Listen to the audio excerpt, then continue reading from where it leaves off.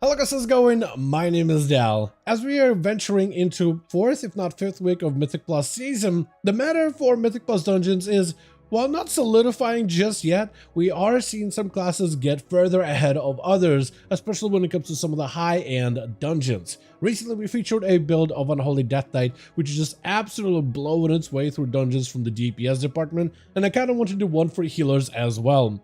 Recently I've been doing more dungeons and I've noticed a healer build pop up a lot more often, being the Disc Priest, which has been a popular playstyle back in Season 1, and it was a question up in the air whether they were going to continue their dominance in Season 2. And it looks like Oracle Disc may have actually secured them the ability to stay dominant for yet another season, which is 2 in a row. And when taking a look at this build myself, it's actually wild just how good it is. The amount of absorbs it brings to a group is insane. The safety that it brings to most dungeon packs, especially to some of the most scariest encounters, is kind of out of this world, and I had to showcase it in today's video. Not quite a guide video because I'm not a Disc Priest maid, but I did want to showcase the build either way, go over the talents, and exactly what makes it so strong in the current season, and why it might be one of the best, if not one of the top better healers for Season 2 in War Within.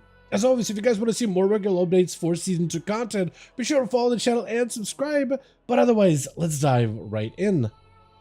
Before we dive into just how wild Oracle Disc is, I do want to mention really quickly, and this is my personal gripe regarding hero talents and War Within, I really wanted to see some visual identity for many of them, or even gameplay identity, with many of them being like not really visually noticeable, even gameplay active with so many being passive, and many of them haven't really quite met the mark, at least for me, in terms of what I really wanted to see out of them. Though Oracle Priest is one of the best. The glowing eyes, this oracle eyeball thing that you have above your head, and when you do get into combat, you also have these glyphs show up around your character. I'm a huge fan of just the visual aesthetic that it offers. I'm a sucker for these kind of things, and I did want to mention that about Oracle. It's got to be one of my favorite parts about it is just the visual splendor that you get when you play this playstyle. But as we go over this build, this isn't a guide by any measure. I just wanted to showcase you why this build is so strong and popular, why it is very, very good for Mythic Plus dungeons, and also just to give you some of the tools to at least help you get started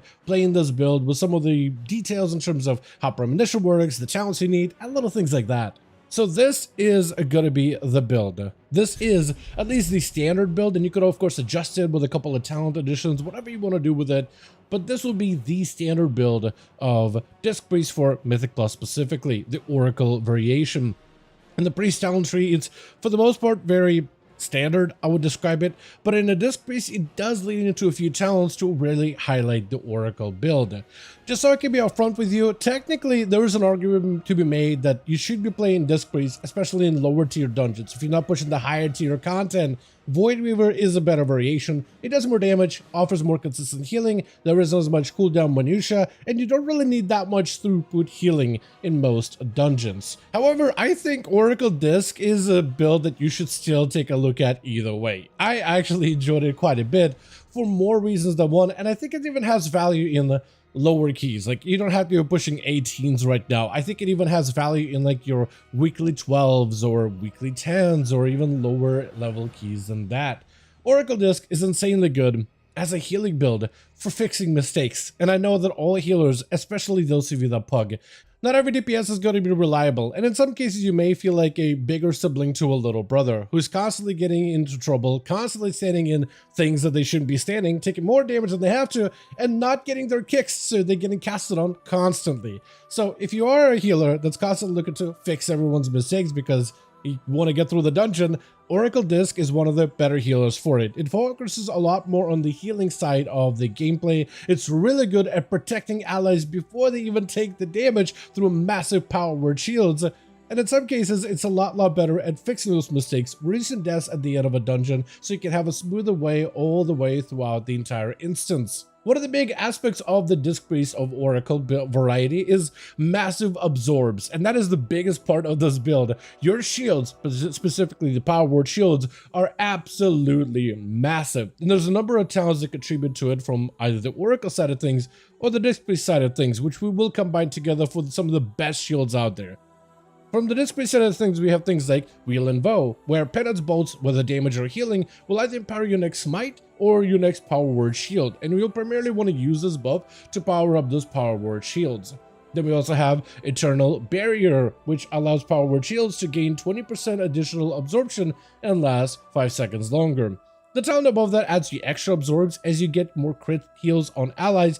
A portion of that crit heal can place an absorb on an ally that lasts for 15 seconds. But then also in the Oracle itself, there's also passives that further go to empower your shielding capabilities, like Preventative Measure, which increases power word shield by an additional 40%, increases the damage dealt of Penance, Smite, and Holy Nova by 20% on top of it. And together, all of these effects cause your power word shields to do massive healing and place giga shields on you as well as your allies. Like placing a shield on myself just places a 3 million absorb shield from a single power word shield. Do you know how many mechanics your DPS can run into with a 3 mil shield on them right now in dungeons? They can get casted on and make multiple mistakes, and this shield is going to keep them fairly safe, and you get them consistently since the cooldown of the shield does get reduced by haste. So if you have, let's say, how much haste do I have on this character? This is a BTR character, only 12,000, which is one of the lower numbers right now. I mean, I'm looking at about 6-second cooldown or 6-second shield, and you can place, what, 2.3 million shield on this guy, on the Paladin. So the amount of healing you can do with this, just the shields alone, is actually kind of nuts. I also think Disc Oracle has a number of strong cooldowns that can help you deal with damage a little bit more reliably. All those cooldowns are longer than what you would get with Void Weaver, but I think they're highly effective if you use them at a correct time. You don't get to play with a Mindbender, instead you have to play with a Shadow Fiend, but that Shadow Fiend is a lot stronger as a pet. It also makes those Shadow Fiend windows a lot stronger with Shadow Covenant. A Shadow Covenant actually upgrades in value if you're running the longer cooldown Mindbender. But with the talents like Void Summoner, you actually get to reduce that 3-minute Shadow Fiend to a 1.5-minute cooldown, so it gives you a fairly short CD in order to use it to heal allies. The common rotation for cooldowns would normally be Shadow Fiend first, and then Evangelism as a follow-up if your group needs healing afterwards, and that's usually how I try to plan my cooldowns, is I'll rotate one, then the other after. But then also the button for Premonition, which we'll talk about in a little bit, also provides you quite a bit of burst healing as a priest. It does have some rotational complexity, especially since you can overlap 2 buffs of Premonition at once if you use them correctly. There's also a specific order that you get all these Premonitions, from Insight to Piety to Solace, and then the Capstone, which basically has all 3 effects active at the same time. So there's definitely some rotational flow to this to learn, but later in the video we do have a section that goes over some of the combinations that you can use, as Insight is the only premonition that you really have to learn how to play around with, but as long as you know the combos, you should be good to go. Now, the Hero Spec of Oracle also brings in a number of support tools that really change up and spice up that gameplay, which I'm a big fan of. You got a number of talents that do something very different for your build, like Twin Sight. 3 additional penance bolts are fired at an enemy within 40 yards when healing an ally, or fired at an ally if you're using it to damage an enemy. Basically meaning that penance not only does damage, which you can still use it for offensive uses, but it also will heal an ally as well. Or if you need to burst heal an ally immediately, you will still continue to do damage doing atonement-based healing. So this gives you a little bit better spot healing as a priest, while still allowing you to play into atonement-based healing as well, which makes it super good as a big burst healing ability. Oracle also grants you a better version of Pain Suppression, reducing its damage taken by an additional 10%, so you have a 50% DR when you place a PS on a target. Throwing it on a healer, throwing it on yourself for example, or throwing it on a tank, or any of the DPS that are taking heavy amounts of damage, I mean, you get to stop a lot of the damage in its tracks completely. So you get even more reliable ways to prevent damage taken. Also, there's a number of talents with Oracle that you get to pick from in choice notes, but one of the better ones is Waste No Time. After using the Premonition button, your next power word Radiance is then cast instantly and costs less mana, which does help you on mana regeneration, but also having that instant cast Radiance helps you save globals and allows you to immediately react to outgoing damage, which I very much like. Also, another choice note that's really important is Prophet's Will. Your Flash Heal and Power Word Shield are 30% more effective when casting yourself. So if you're looking for self-survivability as a priest, which sometimes you do require, at least in Season 1, you required a little bit of group capabilities to protect yourself a little better. You are very immobile and you could definitely get caught out in bad spots, but having a Giga Shield on yourself, basically at all times, does allow you to increase your overall survivability, letting you focus on everybody else in your group to keep them up to snuff. As for the actual gameplay of Disc-based Oracle, it's actually not that different from Void Weaver. You just don't really have as many of these big burst phases with the Rift and with the Mindbender. Instead, you're just using your basic abilities of Shadow Ward painting at least a single target, using penance offensively or defensively, and then spreading shields all along the party, while also setting up Mind Blast goes with Smite spam. A common setup when it comes to just taking and dealing with AoE damage is I'll usually spread Atonement on everybody with the Radiance, at least Shadow or Pain a priority target and hit them with a Mind Blast, and then I'll use Penance offensively to get Atonement healing on the rest of the group, and then go for Power Word shields after. This way I can consume my Wheel and Woe buff to put shields on my entire group, and then fill my globals with smites or flash heals if somebody needs a burst of healing. I also combine cooldowns usually in some of the big dangerous pools, like a Shadow Fiend, or Evangelism, or any of the Premonition buffs, in order to supplement additional healing throughput. But a lot of the times I'm just focusing on penancing, usually offensively, but it also will heal somebody if they're low, and then shielding an ally. If no ally needs a shield immediately, it's a good idea to put one on yourself ahead of an encounter, because you'll just get a better version of a shield. If there's AoE damage goes out, or if you get focused on, that shield is just going to be more effective on you, which gives you globals to help heal the rest of your group. And I'll try to spot heal anybody with any flashlight procs for instant healing if I need to, but a lot of the times I'll stay in my party through atonement healing, mostly offensive atonement healing so it heals everybody while atonements are out on everybody, and then I'll follow up penance into a shield for those Wheel and Woe giga shields on the rest of the group. And that's really majority of my focus. During downtime and spamming smites, and to set up a little bit more focus damage, I will Mind Blast ahead of a penance. But for the most part, yeah, you don't really change rotation too much. I am just changing my focus into the flow of penance, shielding as often as I can, as shields end up being very strong at preventing your allies from taking damage in the first place. The only big thing you gotta learn about this build is the premonition rotation, as every premonition buff gives you different things, different tools to play with, and one of them has a pretty big rotational adjustments that you can do with it. That is being Premonition of Insight. Premonition of Insight, after you use it, reduces the cooldown of your next 3 spells cast by 7 seconds, which can be used in a variety of different ways. One of the more basic ways of using it is to use Penance, to smite, but because you use it on penance, it has no cooldown, so you can just penance smite, penance smite, penance smite.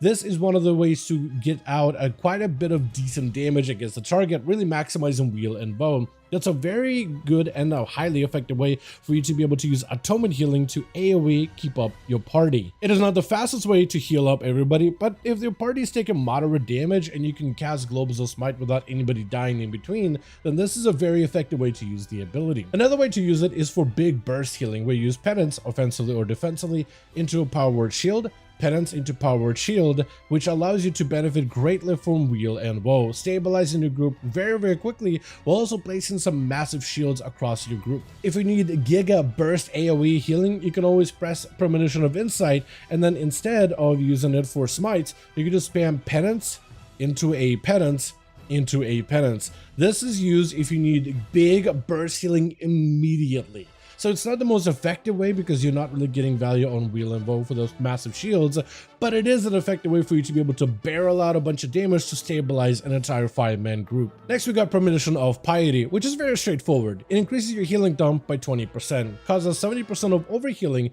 on players to be redistributed to 4 other nearby allies, so it allows for that overflow healing to be reutilized back on everybody else in your group.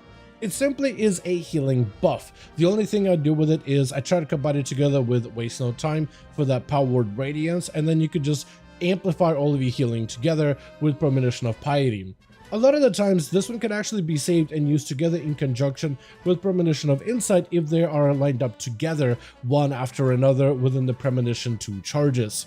So you can start with Premonition of Insight, then burn a Premonition of Piety, which will increase that burst healing of your Premonition of Insight cooldown reduction rotation. Or you always save a Premonition of Piety if you know some sort of a big AoE damage phase is about to come up. The last premonition is Premonition of Solace. Your next single target healing spell grants a target a shield that absorbs, I think this one scales with intellect, 2.4 million damage and reduces damage taken by 15% for 15 seconds. It is basically an extra massive shield that also kind of acts like a pain suppression with some damage reduction. You should basically treat Solace as an extra external for a singular ally. A lot of the cases I usually like to burn a Solace and then to, if let's say I'm moving and I need an instant way for me to be able to apply solos to an ally, I usually combine it together with a button like Renew.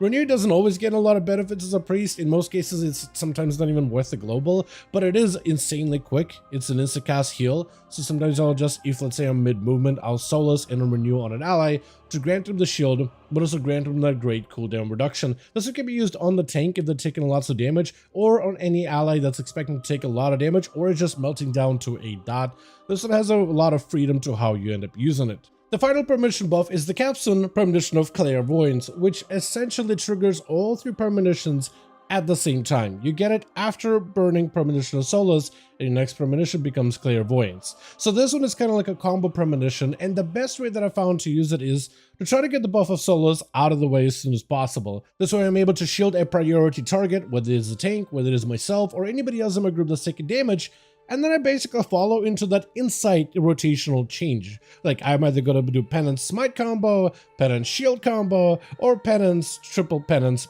all barrel out at the same time. Because since you have all 3 of them active, it just gets you that burst healing from Clairvoyance, but also the cooldown reduction from Insight, and you basically play that out like Insight. I like to get Solace out of the way as soon as possible, because if you don't, then somebody's going to get hit by Solace, and you don't really have control of it, right? You'll start penancing, Penance will heal somebody, they'll get Solace, and then now you just have Solace on a target that you weren't planning on. This way I like to play Solace on somebody that I know is going to need a shield, then do my Insight rotation and just kind of barrel out all the damage at once. The whole premonition mechanic and premonition-based gameplay is definitely going to be one of the more difficult aspects of this build, especially if you're really trying to min-max it. Even I would say I'm not really great at min-maxing it, but I find it really fun. Maybe I'm just a glutton for punishment, but that complexity I find to be super engaging to play with. And being able to maximize your premonitions together in order to create a massive healing combo that stabilizes your entire group, even as they're taking a bunch of AoE damage, to me, at the very least, has been an absolute blast. Even with my priest being fairly under-geared, especially for plus 10 keys, I've been having such a good time with the playstyle, and makes me want to spend more time on this priest for sure over these next few weeks. But this build is awesome, especially in this absorb department. The amount of shielding and damage prevention you can do on your allies or on yourself or on the tank is actually kind of hilarious. It does so much overall healing, and just to give you an example of just how strong it is, I present to you a Mistweaver. Jumping on a Mistweaver, Light Cocoon normally is one of the strongest absorb abilities in the game, and there's so many different ways and talents and little passives you could use to further empower it. So if you're looking to achieve like the strongest Life Cocoon shield, you can buff yourself up completely to get 8.9 million shielding, which is very, very, very strong, but it is on a 1.5 or 115 minute cooldown? 1.3 minute cooldown. So a fully geared Mistweaver from the PTR gear with full buffs available, 1.3 minute cooldown for an 8.9 million shield. I don't even know if I crit or not. Versus Disc Priest, 6 million shield on a 6-second cooldown.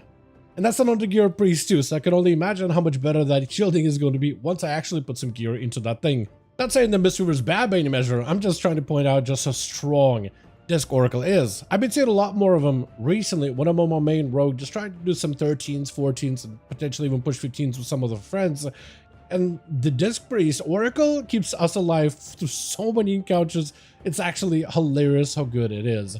Definitely lacks some damage, but the amount of reliability and safety that it offers, it's kind of out of this world, and I definitely thought it was worth highlighting for today's video. But with that being said, as always, I don't want to thank all of you guys so much for watching, and I hope you guys did enjoy this update. If you did enjoy it or found it informative, go ahead and give it a like. I would very, very much appreciate it. Join our Discord community to join in on the discussions. Also, let me know all your thoughts, what do you think about this build in the comments down below. And as always, I'll see all of you guys in our next one.